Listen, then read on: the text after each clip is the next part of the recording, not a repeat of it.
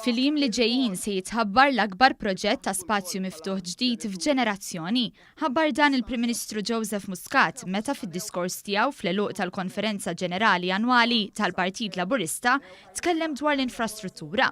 Huwa qal li x-xogħol li qed isir fl-infrastruttura tat-toroq juri li dan hu gvern li jippjana u jiddeċiedi, mhux li jsib l-iskużi biex ma jsirux l-affarijiet.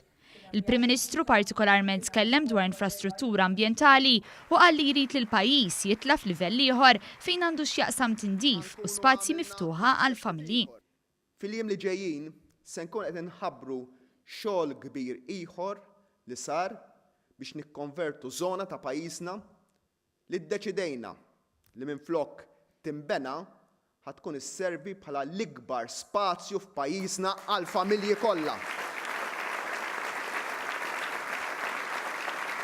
L-ikbar proġett ta' spazju miftuħ għall-familji f'ġenerazzjoni sħiħa. Qal li rridu nkunu fost l-ewwel pajjiżi li nibdew il-qalba l-karozzi elettriċi l-ewwel f'Għawdex u mbagħad f'Malta. Joseph Muscat qal ukoll li fil-ħsieb tal-partit biex il-pajjiż ikompli jirnexxi hemm ukoll l-isport, qal li hawn irid ikollna attitudni ta' winners u li dan huwa pajjiż ta' winners. Sostna li dan irid isir biex titrawwem ġenerazzjoni rebbieħa ta' sportivi biex l-aqwa fl-Ewropa u fid-dinja tibda tintuża wkoll fl-isport. Il-Prim Ministru qal li dan huwa partit tal-ħaddiema u tax-xogħol illi jemmen li huwa x-xogħol li huwa ċavetta kontra l-faqar. Joseph Muscat kellem ukoll dwar l-innovazzjoni u qal li l-isfidi vera mhumiex dawk li jbeżza bihom ħaddieħor imma li nibqgħu pajjiż kompetittiv li joffri xogħol ta' kwalità b'kundizzjonijiet mill-aqwa. Sostna li l-politika ta' ħaddieħor treġġa l-arloġġ lura fuq il-ġid kollu li qed jinħoloq. Mhux dejjem iżda kien hemm gvern illi jaħdem daqs in-nies. Dik hija l-verità.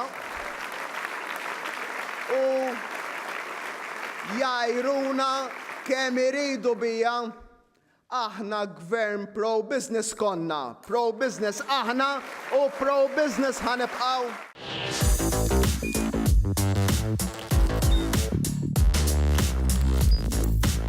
Idħol fuq one.com.mt u hemmhekk tista' tara l-programmi kollha li jxandru fuq One permezz ta' One Play.